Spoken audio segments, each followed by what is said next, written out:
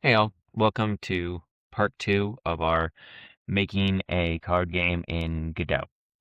So we left off right about here with all the code. It's incomplete. We know that we couldn't make the game up here for right now, but we still have some work to do just to make sure we actually get the right Godot scripting. So we're going to go down here to about line 22 and let's do an input function. So Godot scripting is func underscore, well, space underscore input. Now we're just going to do input event. So I'm going to type this out for right now just to make sure I don't accidentally tab something that I shouldn't be. It's the greatest way to mess up your code sometimes. All right. Now, this is going to require some conditional statements. So we're going to check that if event is, all right, now stay with me here, input event mouse button. And then, all right, so that is number 4. It's hard to tell on my screen, but I've just gone down 4 arrows and hit tab. And event dot button underscore index equals mouse, sorry, that's all caps, and mouse button left. Perfect. All right. Now we're going to have some more conditional statements in there. I'm going to scroll over right here. If event dot pressed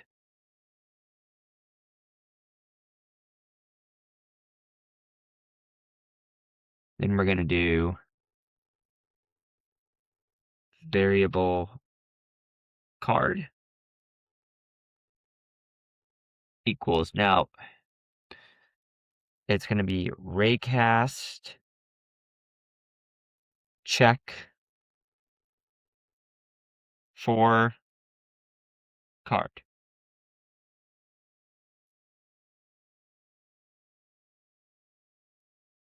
So we haven't quite made everything for that yet, but we're going to make sure that we're going to check basically to see if we've actually selected our card. All right, so let's go down another line, another statement. So if card, and then card being dragged right up top, so we hit tab, equals card. And then as we, oops, just equal card. I'm going to hit enter one more time. Ah, doesn't like that. It's not liking me to do that for some reason.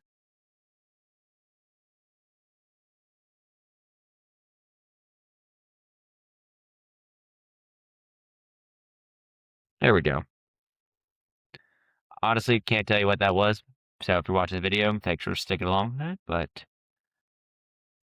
we're going to do a else statement, but that's going to go all the way back here. Else,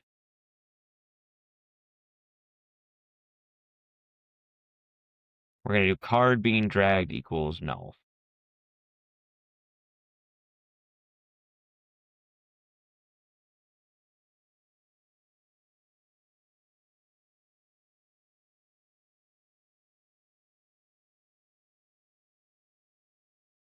All right.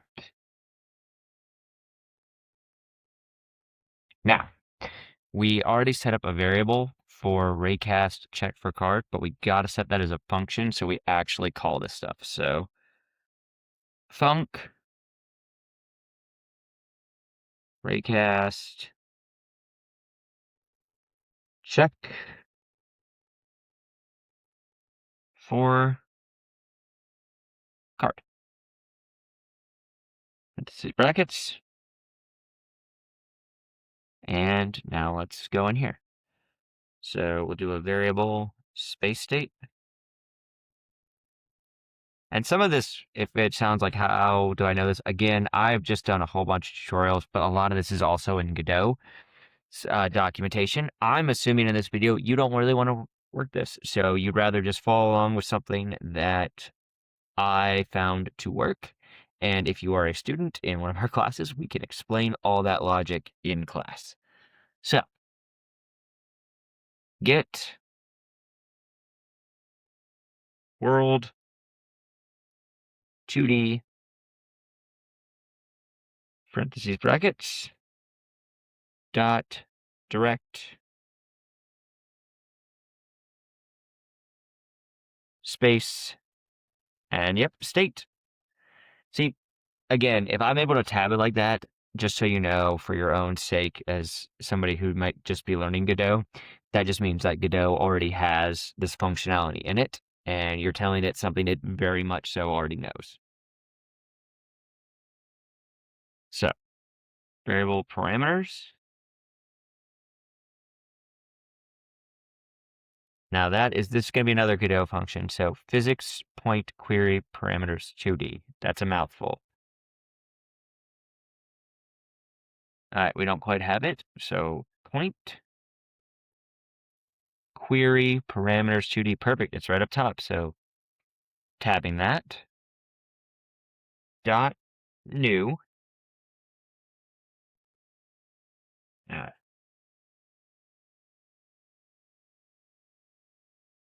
parameters. Good, because we've already defined it. Dot position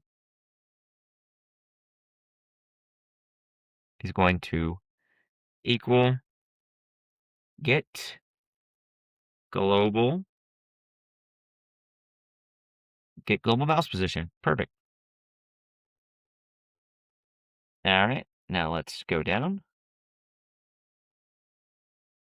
Parameters dot collide with areas.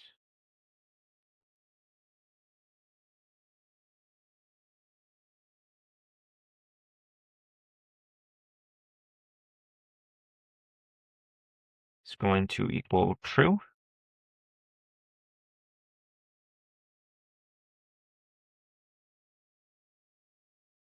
And then parameters dot collision mask.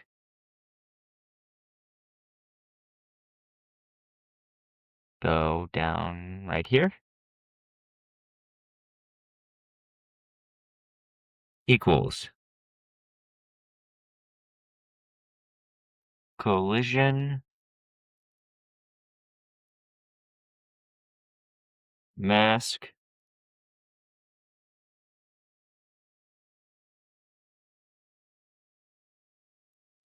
so what is that? Again, going back up, constant collision mask card. Great.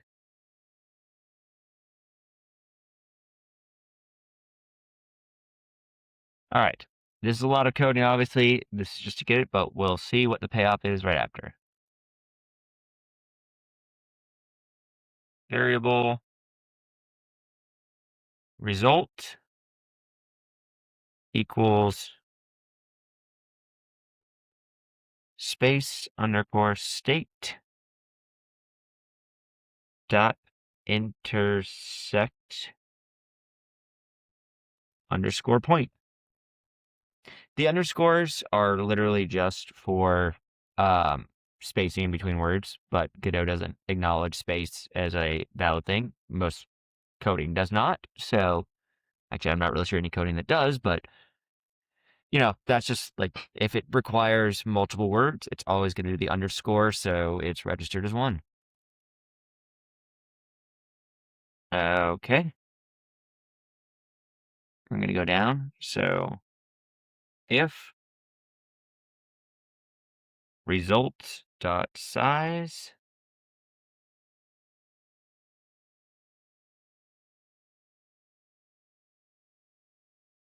is greater than 0. We're going to return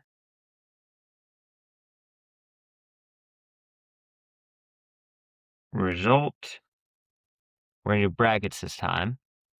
So we're doing array at index. We're just going to try and get the first thing. Dot collider. Dot get parent.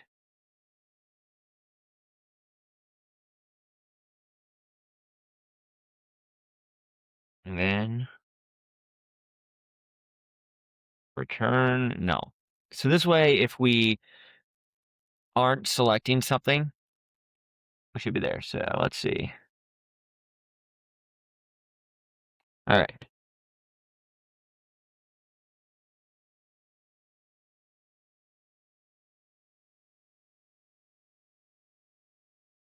All right. So we're still seeing an error. Let's check up here.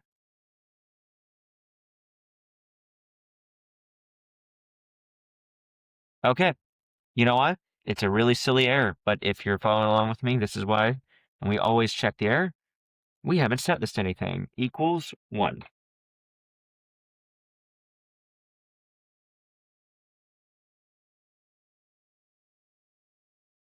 All right. So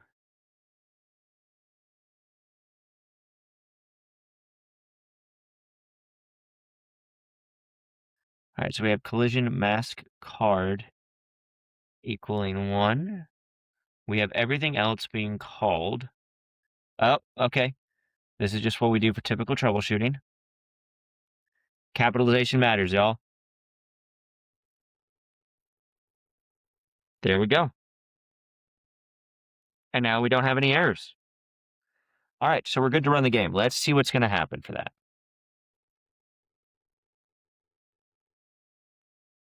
Okay, so now when I am holding the mouse down, this is following along perfectly. And the same is for this card. All right, so we also are stopping our cards from going out of bounds. So we've got a collider set. It doesn't matter that they can overlap right now. That's actually okay. But we'll have slotting, effects, everything else being shown in later videos. But for now, hey, we've got the ability to put cards in and move them around in-game. So now we just build the functionality out from there. All right, everybody, that's it for this video. Join us again in part 3, and thanks for watching. Happy gaming.